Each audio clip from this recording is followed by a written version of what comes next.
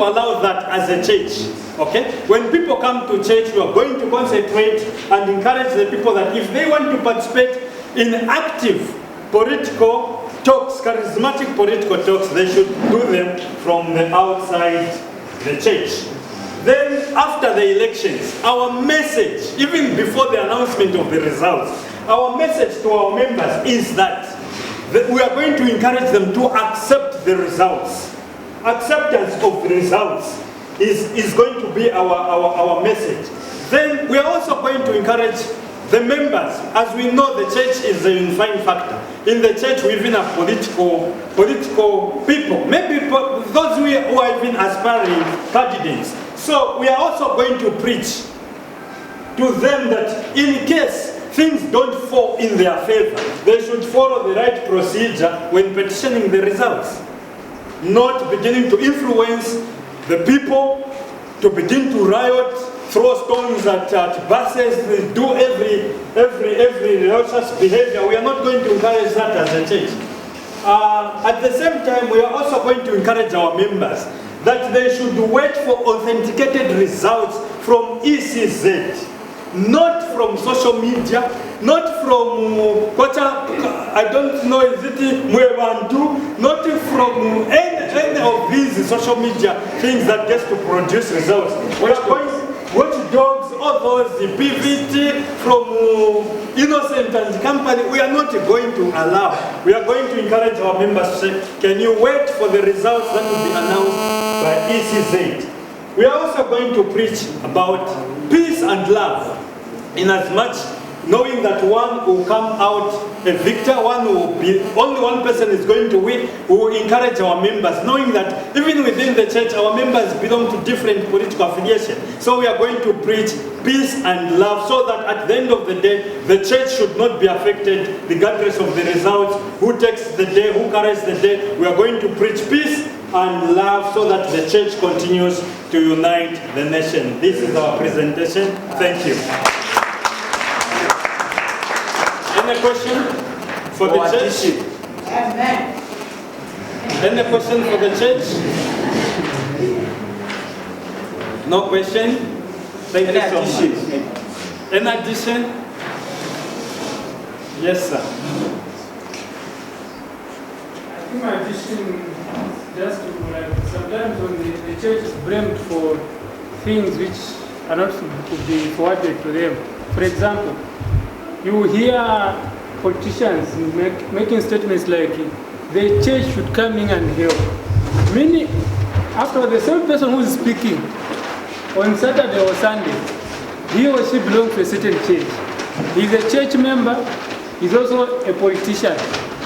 Why can't politician take responsibility as a church member? You act the way the church requires you to act. So when you're in church, you act as a church member. When you're outside, you regard the pastor as being the church to talk on your behalf. So I think even as politicians also, we should remember that we are also part of the church. So whatever the church decides, we should also help them to implement, not blaming the church when we are also part of the church. I believe most of us all here, we belong to a certain church one way or another. So we are part of the church and we are part of the political process. So why can't we be preaching peace also, even when we are in the field? Thank you.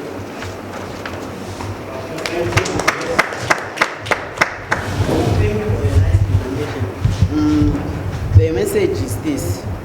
At the moment, just truly speaking, the church is partisan in our country. Why am I saying so? There are certain issues where the church has been mute.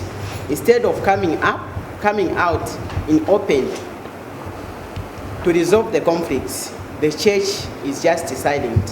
Why? It's because the church belongs to a certain party.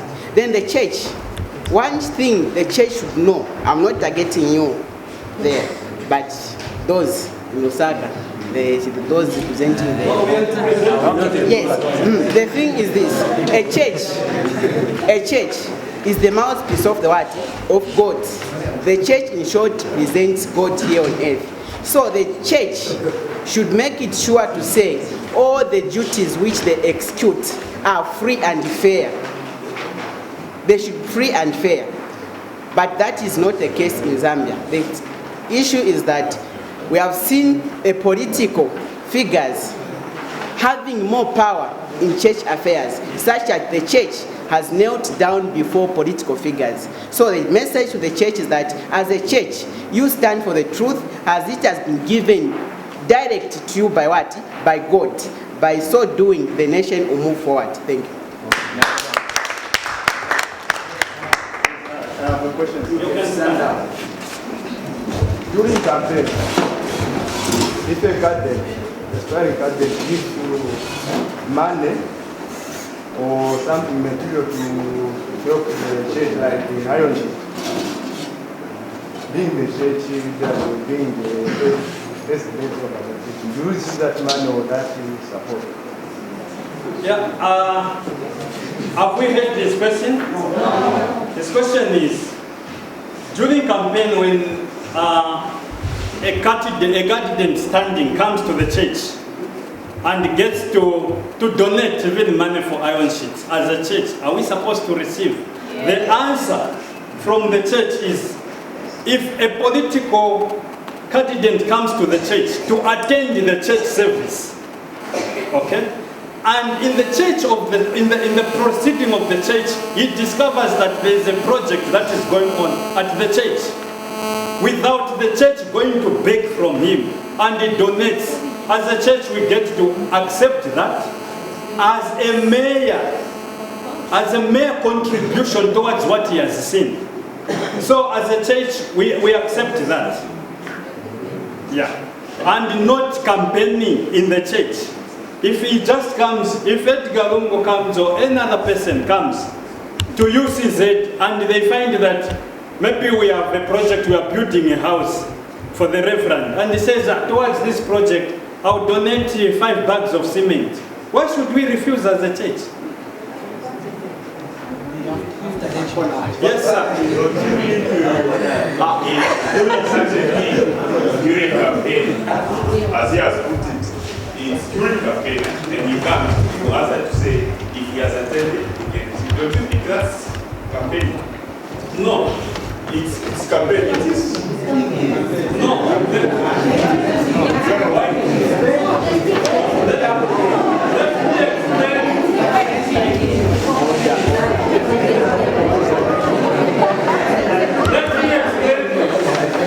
me explain.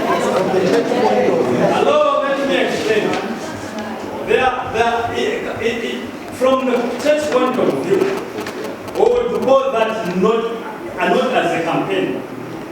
The other example I would give you, even just during normal offering, people are bringing offering. After the secretary has announced, as a church we are doing this and this and this, without him mentioning that I'm doing this, and he gets to give me 50,000, we will take that as a message, without even him saying anything. Yes. It is. I feel it is because, truly speaking, people know that this person is a candidate standing. When he comes in church and does. Me, I feel that's campaign. So the church should refuse? No. I feel maybe that's it. I feel it's wrong. It's wrong for him to do that during campaigns. I feel it's very wrong. Thank you very much. Thank you, Prof.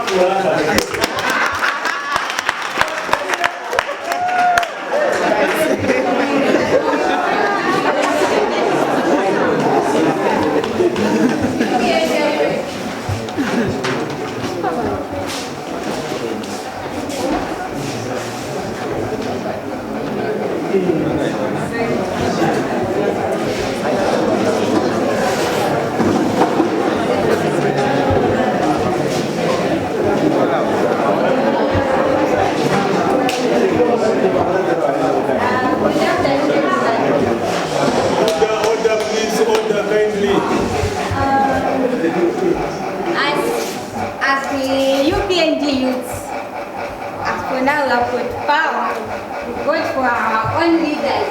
And I'll tell you what we have discussed in our group. Number one, In 1964, October 24th, Zambian became independent from the colonial yoke. No vote was allowed to the indigenous people. With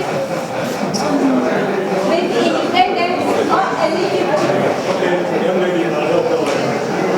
With independence or the eligible Zambians was allowed to vote for their own president.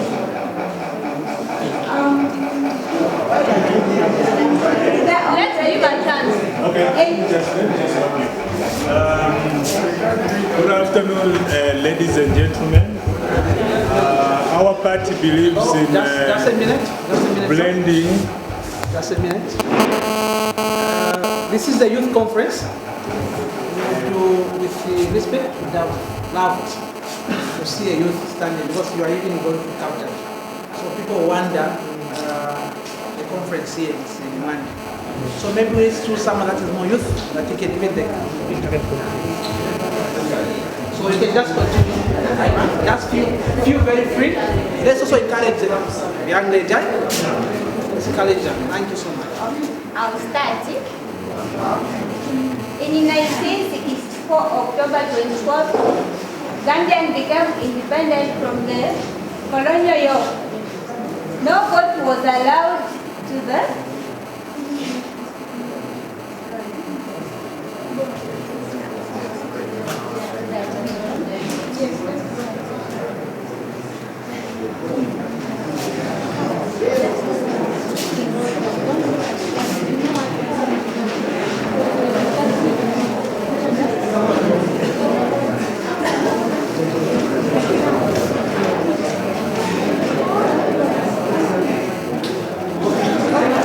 I will explain after. Yes.